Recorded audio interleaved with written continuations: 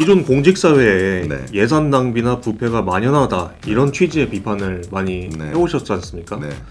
그런데 제 생각에는 이 악습이 좀 오래되다 보면은 새로 오신 분이 어떻게 할 수 없는 그런 관성 같은 게 있다고 네. 생각을 해요. 어떻게 혁파하실 생각이십니까? 제가 이 금융사기꾼들하고도 아주 많이 싸워봐가지고 아주 치밀하게 잘 대응할 수 있습니다. 제가 뭐 공무원을 적대하고자 하는 게 아니잖아요. 공무원의 잘못된 지금까지의 관행, 비리, 유착 가능성이 있는 것들을 깨끗하게 바꾸겠다는 것이고, 그걸 하기 위해서는 가차 없이 정리를 해야 됩니다. 잘못된 부분에 대해서는 열심히 일하시는 공무원들은 더 힘을 받게 되실 거고, 그분들에게 더 큰 인센티브를 줄 겁니다. 그리고 비리 공무원들이나 유착 공무원들은 다시는 이 공무원 세계에 발을 비추지 못하게 제가 만들 거고요. 그 사람들이 취한 이득은 전부 토해내게 만들 것이고, 수사기관에 의뢰해서 전부 구속되게 만들 겁니다. 특히 뇌물 받은 사람들은요. 그러니까 그래서 제가 후보님이 계신다는 걸 좀 알고서 네. 이 사실 지지율이 얼마나 되시나 좀 보고 네. 싶었어요. 네. 그래서 여론조사들을 살펴봤는데 네. 이 공식 출마하신 지 몇 주가 지난 시점인데도 이 여론조사에 포함이 안 되고 있었습니다. 네네. 그래서 뭐 물론 아직 더불어민주당하고 국민의힘에서 이 본경선이 진행 중이라서 그런 측면도 네. 있겠지만 맞아요. 혹시 뭐 서운하거나 뭐 그런 감정은 없으신가요? 저는 애초부터 그거는 각오를 한 상태고요. 뭐 제가 어쨌든 무명으로 출발을 했는데 그걸 당연히 받아들여야 된다고 생각을 합니다. 다만 이제 이번에 이제 양 후보가 결정이 되고 나면 4월 말쯤에는 본격적으로 여론조사 결과가 나올 것이고, 굉장히 많은 분들이 관심을 가질 만할 정도의 지지율이 나올 거라고 저는 확신하고 있습니다. 제가 이제 예전에 강의를 했다고 말씀드렸잖아요. 처음에 무명 강사로 처음에 강단에 섰을 때 수강생이 3명이었어요. 아무도 이름을 알지 못합니다. 그러다가 한 번, 두 번 강의를 하고 나서 이제 입소문이 나기 시작하면 또 순식간에 또 바뀌거든요. 그래서 1타 강사가 된다는 건 아무도 상상 못했지만 1년 반 만에 저는 바로 1타 강사가 됐기 때문에 이번에 저도 마찬가지라고 생각합니다. 곧 TV 토론이 있고 그 과정에서 민주당 후보와 국민의힘 후보와 토론해서 국민들에게 비교 우위의 모습을 보여드리면 금방 역전될 거라고 생각합니다. 네, 이 토론 얘기가 나와서 드리는 네. 말씀인데 이준석 대표가 예비 후보님 언급하면서 네.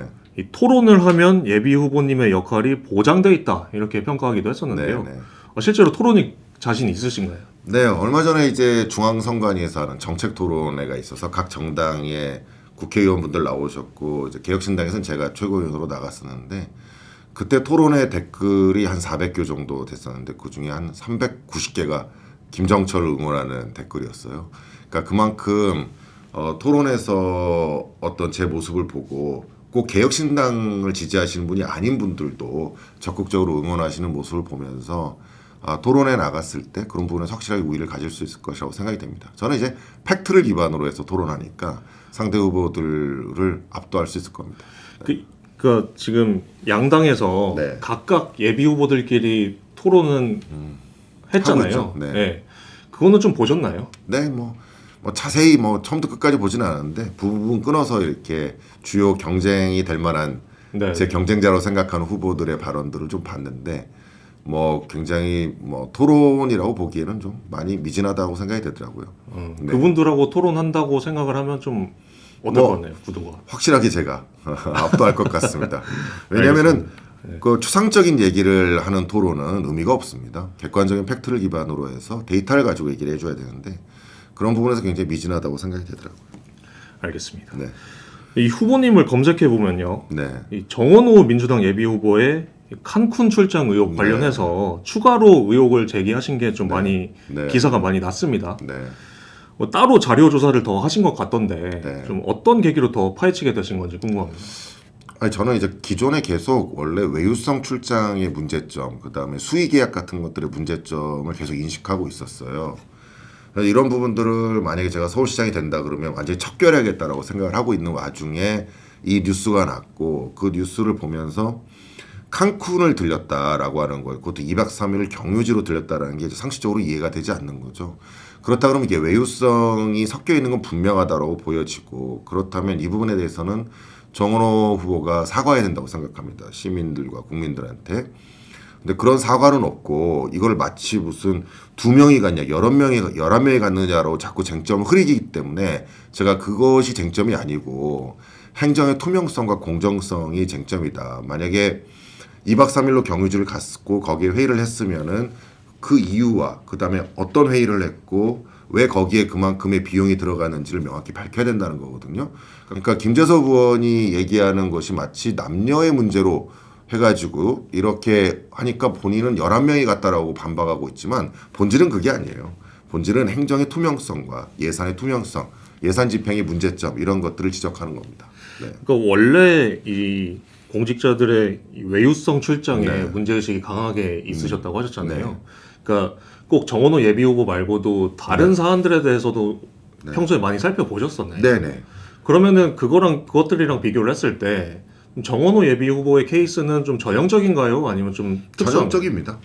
그러니까 이제 보통 어디 갔을 때 뭐 대표적으로 뭐 시드니, 뭐 호주 뭐 이런 데 가면은 호주의 시드니를 가면은 거기에 가서 외유성 출장을 많이 갑니다. 가서 형식적으로 사진 몇 방 찍는 거예요. 그러면 예를 들어 뭐 어디 기관에 가가지고 거기 뭐 그 나라의 국회 앞에 가서 사진 한번 찍고 거기 의장 한번 만나서 사진 한번 찍고 그리고 올리고 나서 결국은 다 이제 여행하고 돌아다니는 거죠. 그러니까 본인이 본질이 중요치 않고 여행을 가는 데에 그거를 끼워 넣는 경우가 많고요. 심지어 이제 많이 적발된 것 중에 하나는 비즈니스로 끊어요. 티켓을 끊은 다음에 나중에 그거를 이코노미로 몰래 바꿉니다. 그래서 예산은 비즈니스로 바꿔서 이코노미를 바꾼 다음에 남은 차익을 가지고 이제 쓰고 다니는 거예요. 이런 것들이 실제로 많이 적발된 바 있어요. 일반 사기업 같은 경우에는 해외 출장을 가면 출장 일정이 너무 빡빡해가지고 어디 돌아다닌다는 건 상상을 못합니다. 그런데 이 국가 공무원들은 이거를 마치 자기들이 놀러가는 하나의 중요한 기회라고 생각합니다. 솔직히 얘기하면. 그럼 이건 잘못된 거잖아요. 그럼 잘못된 걸 바꿔야 되는데 그러면 본인이 성동구청장으로 있을 때 그게 잘못됐다는 걸 인식을 할 수 있어야 되고 그걸 인식하지 못했으면 서울시장 자격이 없는 거예요. 그대로 나와가지고 만약에 본인이 지금 이거를 잘못을 사과 못하잖아요. 그럼 결국은 서울시장으로 나와서도 이게 잘못 없으니까 서울시장에 있는 공무원들도 다 칸쿤 끼워서 경유지 2박 3일 갔다 와 이렇게 되는 거란 말이에요. 저는 그 공고문을 밝혀달라고 꼭 얘기를 할 거예요. 저는 이제 칸쿤의 외유성 의혹 이거는 뭐 모든 공무원들 비슷한 의혹들이 많습니다. 그래서 이거는 완전히 철폐해야 돼요. 그래서 척결해야 되는 문제이고 그 척결 대상 중에 한 명일 뿐입니다. 그런데 이 채용 공고와 관련된 부분은 성동구청만의 문제점이기도 합니다. 지금 그리고 정원호 후보의 문제점이기도 하고요. 저는 그 부분을 더 깊이 물어보고 싶습니다. 그래서 왜 공고문을 그렇게 됐고 그럼 공고문이 있었으면 보여달라. 그 채용은 도대체 몇 명이 지원을 한 거냐? 그리고 그 사람을 채용하는 데 있어서 거기 심사에서 심의위원들이 날인을 해야 되거든요. 그래서 누가 심의를 했고 어떤 이유로 그렇게 됐는지에 대해서 명확하게 밝히라고 얘기를 할 겁니다. 밝히지 못하면은 그거는 뭔가 문제가 있는 게 분명한 거거든요. 네. 이 기존 공직사회에 네. 예산 낭비나 부패가 만연하다 이런 취지의 비판을 많이 네. 해오셨지 않습니까? 네. 그런데 제 생각에는 이 악습이 좀 오래되다 보면은 새로 오신 분이 어떻게 할 수 없는 그런 관성 같은 게 있다고 좀 네. 생각을 해요. 네. 그래서 시장이 되시더라도 뭐 좀 험한 표현으로는 이른바 까라면 까 이렇게 해서 해결될 수 없는 것들이 있다고 생각을 하는데 네. 어떻게 혁파하실 생각이십니까?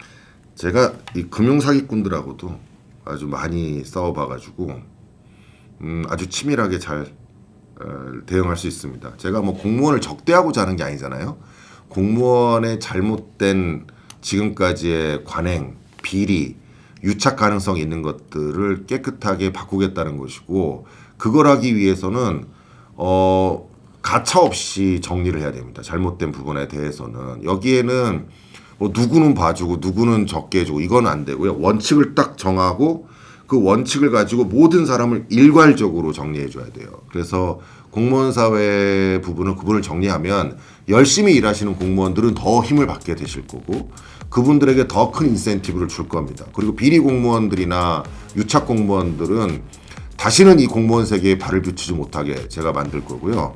그 사람들이 취한 이득은 전부 토해내게 만들 것이고 수사기관에 의뢰해서 전부 구속되게 만들 겁니다. 특히 뇌물 받은 사람들은요. 그러니까 그것이 결국은 행정의 예산을 없애는 국가의 예산을 가지고 자기가 돈을 받는 행위가 제일 나쁜 겁니다. 제일. 제가 정원호 후보를 비판한 이유 중에도 그거예요. 개인의 후원이잖아요. 자기의 개인의 후원을 받으면서 왜 구청에 있는 공적 수의 계약을 해주냐 이 말이에요. 그럼 그게 본인들은 대가 관계가 없다고 하지만 이미 그런 게 수차례 반복되면 그게 대가 관계 되는 거예요. 지금 김건희 여사가 뭐 인테리어 업체 이렇게 해가지고 할 때 뭐 명품 받았다고 수사한다 그러잖아요. 그럼 김건희 여사가 명품 받은 거는 괜찮고, 정원호 후보가 개인 후원금 받은 건 괜찮아요? 이게 말이 안 되는 거예요. 애당초 그런 것들을 끊어낼 수 있도록 구조화 만들고 원칙을 정해야 됩니다. 그리고 공무원 사회가 투명하게 되면은 그 공무원들도 의심받지 않고 열심히 일할 수 있는 거거든요. 그리고 거기에서 예산도 많이 확보할 수 있고요.